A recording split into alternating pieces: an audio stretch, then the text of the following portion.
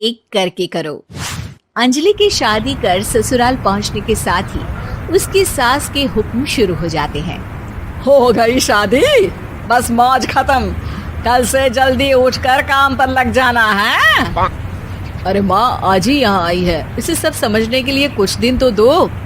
मेरे और बहू के बीच की बात है, तू घर के मामले में ना बोलियो। इस पर जतिन वहाँ से अपने कमरे में चला जाता है और सास अंजलि को काम की लिस्ट सुनाने लगती है। सुबह पहले घर की सफाई करनी है, फिर कपड़े धोने हैं, साथ में खाना भी बनाना है। एक की वजह से दूसरा काम रुकना नहीं चाहिए है। जी मम्मी जी ठीक है। ये कहकर अंजलि अपने कमरे में चली जाती है। अंजलि, मम्मी हमेशा बोलती थी बहू आएगी तो उनका काम हल्का होगा, पर मुझे नहीं पता था कि वो काम हल्का करने की जगह टाल ही देंगी। कुछ नहीं होता, ये सब मैं अपने घर में भी तो करती थी, मुझे आदत है, कोई दिक्कत नहीं होगी। ठीक है, पर अगर कुछ हो तो बता देना।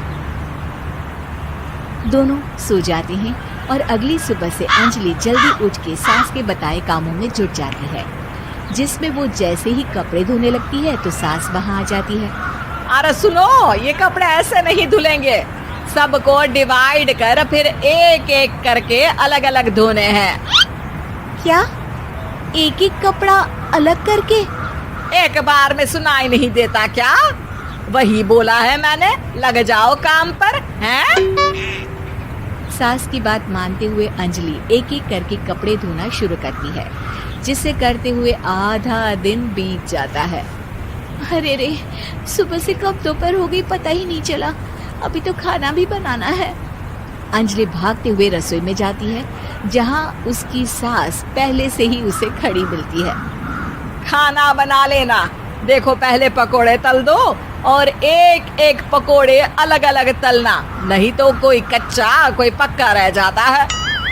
सास की हर बात में एक एक की कहानी अंजलि के समझ में नहीं आती, लेकिन फिर भी वो बिना कुछ बोले काम करती रहती है। अगली सुबह फिर वही शुरू होता है और सास एक बार फिर खाने के समय रसोई में आती है। आज क्या बन रहा है हैं? वो जतिन ने भिंडी की सब्जी, रोटी और धनिया की चटनी बोली है, इसलिए वही बना रही हूँ। अरे वाह जी वाह, बढ़िया है। पर भिंडी एक एक करके धोना, फिर टोवेल से पोंछकर एक एक करके ही काटना, साथ ही धनिया की पत्ती भी एक एक करके ही धोना। अरे पर मम्मी जी। अरे क्या पर, सफाई का ध्यान रखना आता भी है या नहीं है? मैं ये सब सबकी हेल्थ के लिए ही तो कर रही हूँ ना, और तुम अर पर करती रहती हो हैं? सास की बातें सुन अंजलि हैरान रह जाती है। मैं तो सिर्फ सोचती थी कि जानबूझकर मेरा काम बढ़ाने के लिए ये सब करती हैं, पर ये तो काम बढ़ाने के साथ परेशान भी करना चाहती हैं। मैंने इनकी कौन सी बहस खोल दी जो इतनी दुश्मनी निकाल रही हैं? अब क्या करूं? अब अंजलि सास की बातों और हरकतों के बीच फंस जाती है। काम के लिए मना भी नहीं कर सकती, नहीं तो जाने कौन सा ड्रामा खड़ा कर दे। पर अंजलि तुझे कुछ तो करना पड़ेगा। इतनी देर में जतिन भी वहां आ जाता है। अरे कौन ड्रामा खड़ा कर रहा है और क्या करना पड़ेगा? जतिन की बात सुन अंजलि सोच में पड़ जाती है। इन्हें सच बताऊं या नहीं? पर अगर ये गुस्सा हो गए तो? वैसे भी अपनी माँ से बहुत प्यार करते हैं, फिर उनके खिलाफ कुछ सुन कैसे लेंगे? अंजलि ये सब सोच ही रही होती है कि जतिन फिर बोलता है। अरे क्या हुआ, कहाँ खो गई? अरे नहीं कुछ नहीं, वो मैं टीवी सीरियल के बारे में सोच रही थी। यहाँ और कौन ड्रामा करेगा? अरे तुम भी ना, चलो मैं चलता हूँ। इसके बाद कुछ दिनों तक अंजलि सास को सबक सिखाने के लिए अलग अलग प्लान सोचती रहती है, पर उसे सास के एक एक करके काम करवाने की आदत बंद करने का कोई तोड़ नहीं मिलता। अगर ऐसे ही चलता रहा तो कहीं मैं एक दिन अपने सिर के बालों को भी एक एक करके सुलझना ना शुरू कर दूं। पगली हो गई है क्या? अकेले में क्या बड़बड़ किए जा रही हो? वैसे आज खाने में क्या है? आलू की सब्जी। तो फिर आलू को अच्छे से काट कर उसके कटे हुए कपड़ों को एक एक करके ही धोना है। बिल्कुल, इसे कैसे भूल सकती हूँ। मेरे जी का जंजाल। अरे बातें कम काम ज्यादा हैं।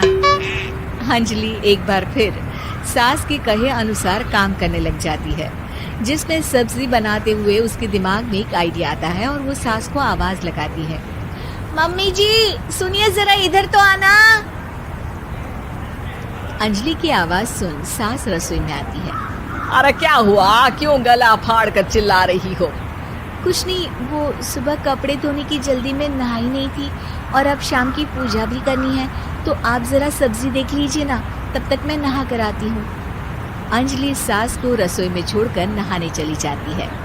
इसी तरह देखते देखते 4 घंटे बीत जाते हैं, लेकिन अंजलि बाथरूम से बाहर ही नहीं निकलती, जिसे देख सास उसे आवाज लगाती है। अरे बाथरूम में ही समाधि लगा ली क्या? यहाँ सब्जी बनकर ठंडी भी हो गई और अभी तक तेरा नहाना खत्म नहीं हुआ। मम्मी जी जैसे आप कहती हैं ना, मैं वैसे ही एक एक करके अपने बाल शैम्पू कर रही हूँ, तो अभी 3 घंटे और लगेंगे। तब तक काम और जतिन को खाना सर्व करना आप संभाल लेना। इस तरह अपने नहले पर बहू का दहला देख सास शॉक्ड रह जाती है, जिसके बाद से घर में एक एक करके करने का आलाप बंद हो जाता है।